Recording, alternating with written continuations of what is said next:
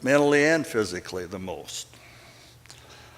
I independently came to the conclusion that I was just as good as anybody else, but no better than anybody else. But I still did not know how my mother was successful in instilling in me that enabling ability of self-worth and dignity. So I began a review of my family history, and some of which I'll share with you today. And some of it may not be pleasant. I was born in December 1936 at the midpoint of the Great Depression. My family lived in a tar paper shack in a remote semi-desert area of Wyoming, 65 miles from Casper, which was the nearest town. There was not a tree in sight. We had no car or electricity. Kerosene lamps provided the lighting. All water was hauled in barrels and tanks by horse-drawn wagon from a neighbor's well. Wood and low-grade coal for cooking and heat was hauled by horse and wagon from the nearby Rattlesnake Mountains, a 3 or 4 day round-trip journey. But the fuel was free, although it required backbreaking work. My dad had not worked at a steady job for several years. The family was attracted to this God-forsaken area in the hope of free land under the Homestead Act, whereby the government would provide 640 acres and you could get title to it if you could survive 5 years and improve the property. The only cash the family could really depend upon was a $9 a month pension my dad received because he was wounded. He was lucky enough to be wounded in World War I while serving in France. My family tried farming, but was never able to produce a crop because of lack of rain. None of the 10 or 12 homestead families in the area ever gained title to any land.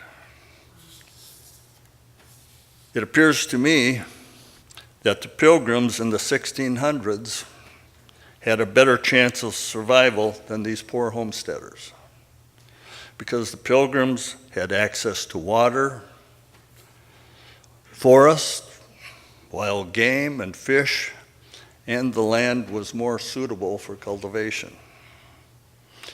It became obvious that we could not survive in this desert. So with the financial and transportation help of my aunt, we moved in 1939 to another tar paper shack. But it was an improved location because it was only 8 miles from town, had electricity, and my aunt could more easily provide assistance. My dad was now able to work at times for WPA, a government make-work program that I think paid $1 per day. This house had no well, but it had a constantly flowing spring, but it was at the bottom of the hill below the house. All water for drinking, cooking, laundry, and bathing had to be hand-carried by buckets up the hill, winter and summer. Bathing and laundry were done in the kitchen using wash tubs, with water heated on the cooking stove. In 1940, we were able to purchase a used electric wringer washing machine and a 1928 Model A Ford car, which became our family car until 1948. We used wood and coal for cooking and had a kerosene room heater that warmed your front while your backside froze. We had no refrigerator or ice box. but had an underground cellar dug into the side of a hill for food preservation. We raised chickens and rabbits for food and eggs, and had a small garden for vegetables. The garden was hand irrigated by buckets of water from the spring. My mother canned in glass jars the animal meat and vegetables we grew, and the jars were stored in the outdoor cellar. We also received free flour, dry beans, rice, potatoes, onions, raisins, and sometimes cheese and cured meat, slab bacon. Our family called it relief. It is now called food stamps or food cards. But I do not ever remember being hungry, and my mother made all the food taste good. We lived this way until the winds of World War II developed the need for workers, and my dad obtained a steady job, although it was always at the lowest paid rate. My mother started working outside the home when my younger sister started school. The family thus slowly became self-sufficient. We existed in such conditions because my dad had a third-grade education and could barely write his name. I think he could read because he seemed to read the Bible continually, but I never heard him read aloud. He was an extreme Christian fundamentalist tyrant who verbally abused the entire family and physically abused his children. I do not remember him ever touching me other than for punishment. I never remember him talking to me other than for commands or verbal abuse. I now call today's Christians, such as my dad, and there are some, the American Taliban or American jihadists, who are much like the Muslim extremists. However, I was personally rich by having a mother who was able to keep her family of 5 children together. She basically raised 2 families because my 3 older siblings were teenagers when my younger sister and I were born. She did her best to protect us from our father, and we learned to avoid and cope with him. Because of my mother, I really did have a reasonably happy childhood. She loved us, hugged us, listened to us, talked with us, and most importantly, taught us. She was compassionate and had a natural dignity that inspired love and respect from her children. She only attended school through the 7th grade, but she had considerable language skills and beautiful cursive handwriting. She also was a self-taught poet who, after working all day like a field farmhand, wrote poetry late at night.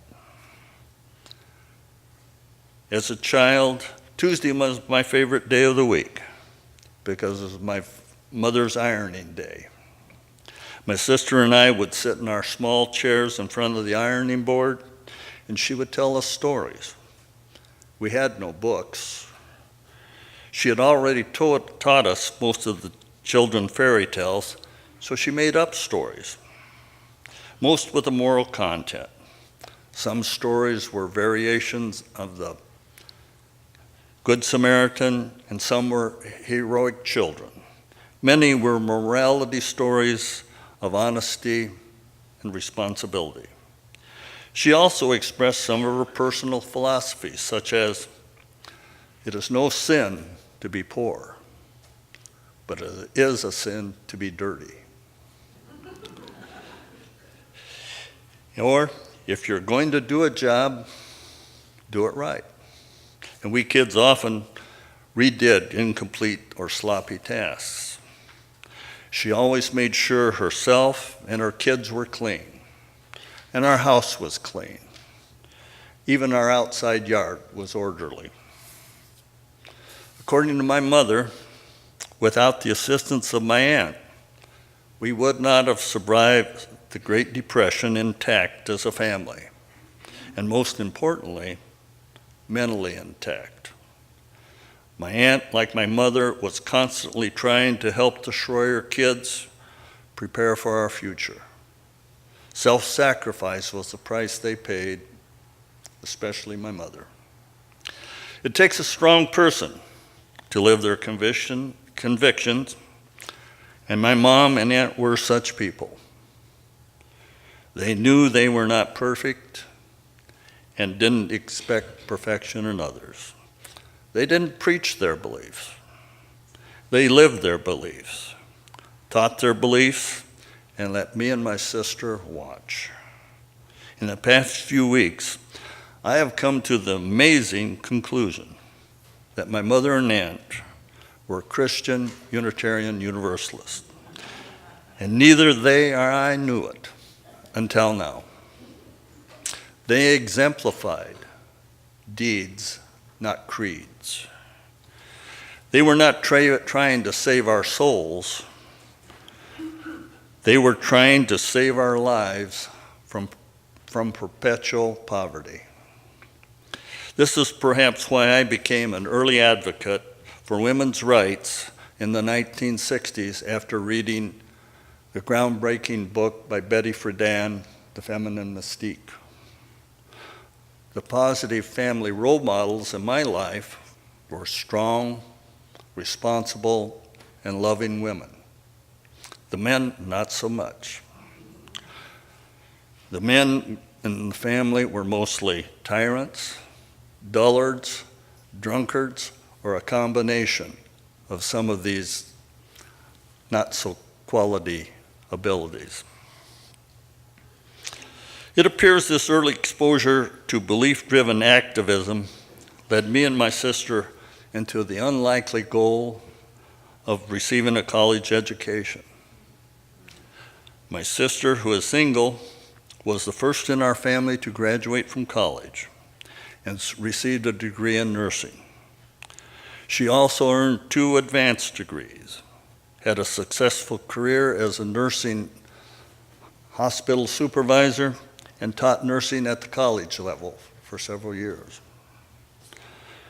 It took me longer to graduate because I was supporting the family by working full-time at night while attending school during the day. By now, you are probably wondering what this rambling talk is about. The message is, these ordinary but strong and loving women were able to change and save lives by teaching what they believed. In my opinion, they were unknowing UU activists. Activism is usually thought of as protest and public demonstration, and both are needed at times. And I have been fortunate to participate in several such events. But that is not the normal activist role for most people, even UUs.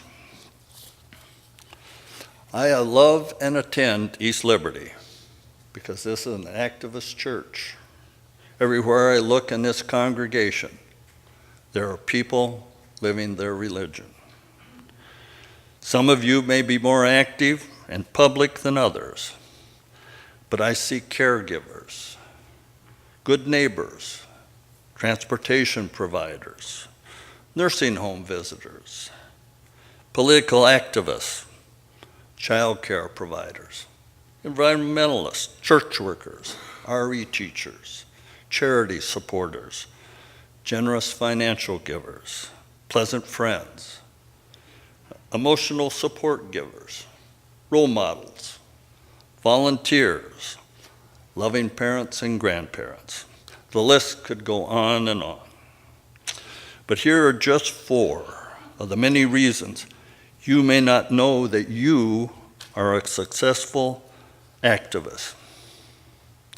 You don't know when, You may be making meaningful changes in the life of others. You don't know when. You may be inspiring others. You don't know when. You may be bringing unexpected joy to others. You don't know when. You may be helping ease depression or helping reduce stress for others. For example, the best and most meaningful gift I received on my most recent December birthday was an unexpected phone call that began, "Happy birthday, Papa Marion." And I work several hours in my office on the computer every morning when the stock market opens. And if I'm really busy, don't come out, and my coffee gets cold or my cup becomes empty. My day brightens considerably when my wife Jeannie notices I haven't come out and unexpectedly comes in and asks, "Can I get you more coffee?" Both examples are simple acts of kindness. East Liberty is also a publicly active congregation. Our minister, Reverend Cindy, is a community leader promoting LBGT and black citizen rights. And there is no doubt in my mind that this is the most politically active per capita congregation in Jackson County. I do not attend a political event anywhere without seeing a large percentage of this congregation present. Both this public and more private activism is nurtured by our UU affirmation of the inherent worth and dignity of each person. This belief leads to self-respect and respect for others. When you have respect for others, you will choose justice, equity, and compassion in your relations with those others. I will quote St. Francis of Assisi again because Lynn Hightower and I find it profound when he says, "Preach the gospel at all times. If necessary, use words." Please rise as you are willing and able to sing number 159, "This Is My Song."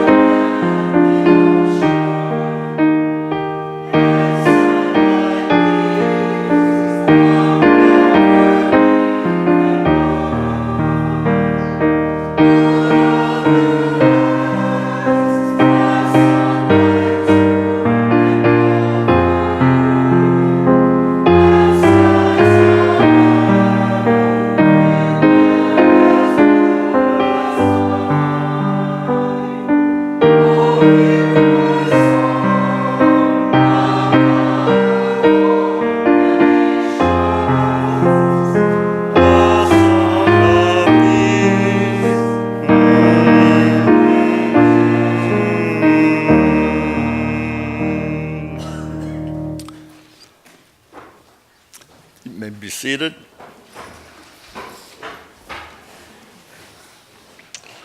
Our closing words are from Edward Everett Hale. I'm only one, but still I am one. I cannot do everything, but still I can do something. And because I cannot do everything, I will not refuse to do the something that I can do. Please join me in the unison chalice extinguishing words and closing song found inside the back cover of your gray hymnal. We extinguish this flame, but not the light of truth, the warmth of community, or the fire of honor. These are until we're dead again.